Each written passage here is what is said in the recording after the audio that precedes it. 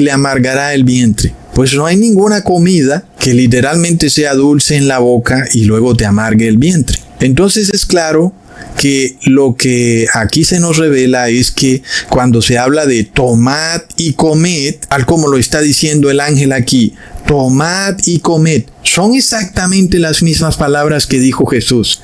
Tomad y comed, pero no habla de una comida física, habla de comer la palabra de Dios.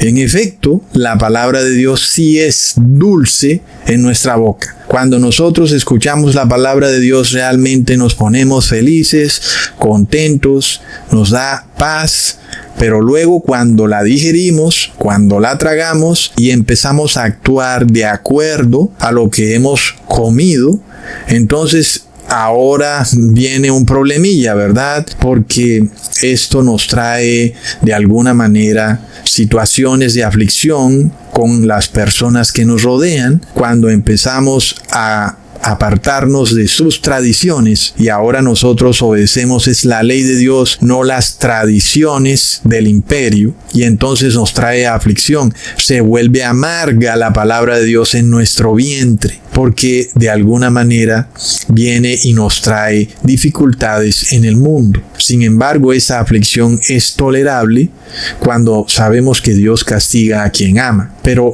hermanos, miremos esto, es lamentable de verdad que tanto en la Iglesia Católica como en la Iglesia Evangélica se enseñe que el ser humano para salvarse debe comer literalmente un pan. Es de locos, hermanos, cuando realmente lo que estamos viendo en el Apocalipsis es que las palabras de Jesús quisieron decir que debíamos tomar y comer la palabra de Dios. Esto es lo que debemos hacer en memoria de Jesús. Y no es comerse una galletita sin sabor, ¿verdad? Sino que tenemos que discernir espiritualmente cuál es ese pan y cuál es ese vino que tenemos que tomar. Y no es ni un pan ni un vino físico, sino que es espiritual. Leamos en 1 Corintios capítulo 11 versículo 25. Asimismo tomó también la copa después de haber cenado diciendo: esta copa es el nuevo pacto en mi sangre. Haced esto todas las veces que la bebiereis en memoria de mí. Hermanos, entonces hay efectivamente que tomar una copa literalmente. Nada de eso ocurre en la última cena o en el ritual de la Eucaristía como lo conocemos hoy. Sin embargo, pues ese es el mandamiento de Jesús si lo fuéramos a tomar de manera literal, lo cual querría decir que tú no estarías obedeciendo las palabras de Jesús. Si nosotros nos vamos a someter a que todo lo que dice Jesús lo habla de forma literal. Y es que ni tenemos que tomar un vino fermentado, ni tampoco tenemos que tomar un jugo de uva. Cuando Jesús dice, haced esto en memoria de mí, no se refiere al acto literal de tomar jugo de uva, ¿verdad, hermanos? Es de locos. Si así fuera, muéstrame dónde está ese árbol bendito que produce esas uvas benditas para poderlas tomar. Pero no existe. La gran pregunta, de nuevo, es ¿cómo debemos tomar las palabras de Jesús? ¿En su sentido literal o en su sentido espiritual? Leamos en Juan capítulo 6 versículo 54. El que come mi carne y bebe mi sangre tiene vida eterna y yo le resucitaré en el día postrero. Ahora, ¿es realmente la carne y la sangre de Jesús lo que debemos comer o es pan y vino? Porque vemos dos mandatos aquí, ¿verdad, hermanos? Pero estas palabras ni fueron entendidas por los judíos, ni hoy aún han sido entendidas por los cristianos. Es impresionante. Y es que volvemos a la celebración de la Pascua. Jesús está revelando que Él es ese Cordero Pascual cuya sangre fue usada por los hebreos en Egipto para pintar los dinteles de las puertas y protegerlos del heridor. En este caso, el heridor hoy en día es la muerte. La muerte viene por ti, viene de casa en casa. Y la sangre de Jesús es esa señal de protección en contra del heridor que viene buscando a quién llevarse para la muerte eterna, hermanos. Leamos en Éxodos capítulo 12, versículo 13.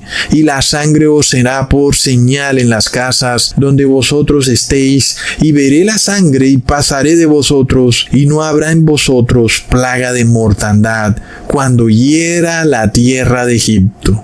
¿No es de locos cómo es de coherente la palabra de Dios, hermanos? Jesús es ese Cordero Pascual que derramó esa sangre para que sea una señal en nosotros, que cuando venga el heridor, que es la muerte, no pueda tomarnos. Es increíble, hermanos. Ahora, los judíos, cuando escucharon a Jesús decir que ellos tenían que comer su carne y su sangre para tener vida eterna, como que se les olvidó lo que había ocurrido en Egipto con el Cordero Pascual. Es de locos. Y simplemente se dedicaron a pensar en la ley, que eso que decía Jesús era totalmente opuesto a la ley, porque el mandamiento dice que no debemos comer carne con sangre, y que cómo era posible que Jesús ahora les ordenara comer su carne y su sangre. Pero de nuevo, tenían que tomar las palabras de Jesús en su sentido espiritual. Ahora, la cosa es distinta, pero es lo mismo. Los cristianos oyen que Jesús es el pan del cielo que da la vida eterna y literalmente creen que hay que comerse un pan. ¿No es de locos, hermanos? Miremos que de esto habló el apóstol Juan cuando dijo en 1 de Juan capítulo 5 versículo 8: y tres son los que dan testimonio en la tierra, el espíritu, el agua y la sangre, y estos tres concuerdan. Yo pregunto, hermanos, ¿cuál es esa sangre que tenemos que beber?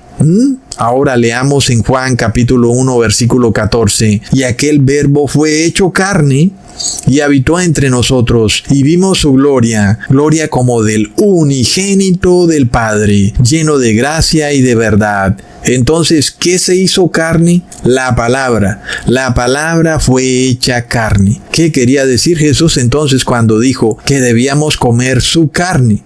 Cuando ya deberíamos haber sabido que la palabra fue hecha carne.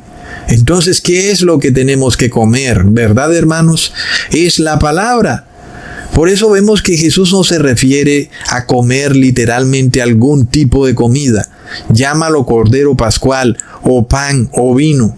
Él se refiere a la palabra de Dios, a aceptar a Jesús como Hijo de Dios, y que Él derramó su sangre por tus pecados, y que Jesús está hablando simbólicamente. Y cuando Él te dice que tomes ese pan y ese vino en memoria de Él, te pide que estudies y leas la palabra y que vivas de acuerdo a ella. Leamos en Juan capítulo 6 versículo 63. El espíritu es el que da vida, la carne para nada aprovecha. Las palabras que yo os he hablado son espíritu y son vida. ¿No es bastante claro, hermanos, que Jesús está diciendo, miren, no es carne lo que ustedes tienen que comer, sino es mi palabra, y yo les hablo en términos espirituales? Leamos en Mateo capítulo 15 versículo 17. ¿No entendéis que todo lo que entra en la boca va al vientre y es echado en la letrina? Y leamos luego en Romanos capítulo 14 versículo 17. Porque el reino de Dios no es comida ni bebida, sino justicia, paz y gozo en el Espíritu Santo. Miremos esto que es impresionante, hermanos. Tanto avance tecnológico y de conocimiento humano, y nosotros podemos ver que a la final todo conocimiento humano es usado para esclavizar al ser humano. ¿No es una ironía? Porque nos alegramos por los avances de la ciencia, y a la final la ciencia humana tiene como único objetivo esclavizar a la raza humana. ¿Para qué se inventaron la inteligencia artificial? ¿Verdad, hermanos? Para esclavizarnos a todos. ¿Para qué se inventaron la tecnología del celular, de las pantallas planas? ¿Para qué? Sino para esclavizarnos a todos. Pero la ciencia de Dios, que es su palabra, al contrario, viene a liberarnos. ¿No es increíble? Miremos entonces cómo los mismos versículos que son usados para tergiversar la ley de Dios, sacándolos fuera de contexto, a la final, cuando los ponemos en el contexto correcto, nos revelan que derrumban toda falsa religión que mediante sabiduría humana y vanas filosofías se ha establecido en el mundo, y además confirman la ley de Dios. Miremos lo que dice Colosenses capítulo 2, versículo 16. Por tanto, nadie os juzgue en comida o en bebida, o en cuanto a días de fiesta, luna nueva o días de reposo. ¿No es curioso que ellos usen este versículo para decir que no hay que reposar en sábado, cuando este versículo no se refiere al sábado semanal, pero sí se refiere a que no debemos celebrar la Pascua ni ninguna fiesta judía en su sentido material, ni tampoco debemos celebrar ningún tipo de ceremonia de comida y bebida en falsos días de reposo que no aparecen en la Biblia, como por ejemplo ir un domingo a celebrar una supuesta Eucaristía, en donde hay que comer un tal pan y un vino, cosas de las que Jesús jamás habló. Pero es que es impresionante ver a los falsos maestros tratar de derrumbar la ley de Dios, sacando fuera de contexto estos versículos, cuando estos versículos lo que hacen es derrumbar sus falsas religiones que tienen ritos y ceremonias falsos, basados en días de fiesta, sean judíos o sean cristianos, sea la Pascua judía o la Eucaristía. Todo esto, este versículo lo derrumba de un tajo y establece la ley de Dios. Sigamos leyendo en Primera de Corintios capítulo 11 versículo 28. Por tanto, pruébese cada uno a sí mismo y coma así del pan y beba de la copa. Y bueno, hermanos, yo pregunto, ¿es que acaso es muy difícil comer un pan o beber una copa como para que eso sea una especie de prueba? Pero la vida misma nos revela que no hay ningún tipo de dificultad en comer un pan o beber una copa, ¿verdad? Es decir, si el apóstol Pablo estuviera hablando literalmente de un pan y de beber una copa, pues entonces ahí no hay ningún tipo de prueba. Y si de esa prueba dependiera la salvación, realmente fuera bastante fácil entrar en el reino de los cielos. Sin embargo, Jesús nos dice todo lo contrario, que hay que esforzarse bastante para entrar en el cielo, y los que así hacen son los que pueden entrar. Leamos en Lucas capítulo 13 versículo 24.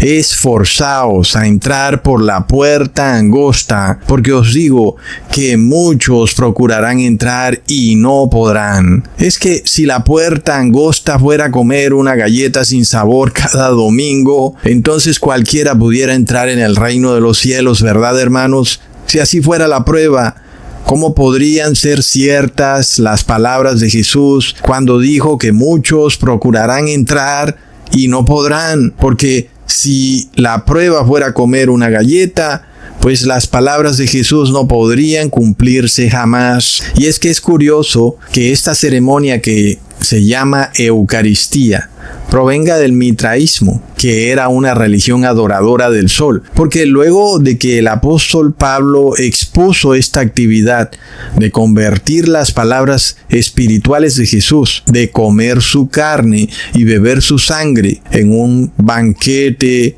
ritualístico, primero donde se sacrificaba y se comía un toro, y luego donde la galleta o el pan simboliza al sol y el sacerdote lo pone en una reliquia que es como un sol, y finalmente lo parte en pedacitos para dárselo a cada persona, la cual piensa que ahora entró en el reino de los cielos porque se comió un pedacito del sol. Plop, probado queda entonces que ahí no hay ningún mérito espiritual, ¿verdad, hermanos? Si en eso consistiera la salvación, ¿qué prueba puede haber en comer un pan y beber una copa? Sigamos leyendo en Primera de Corintios capítulo 11 versículo 29. Porque el que come y bebe indignamente, sin discernir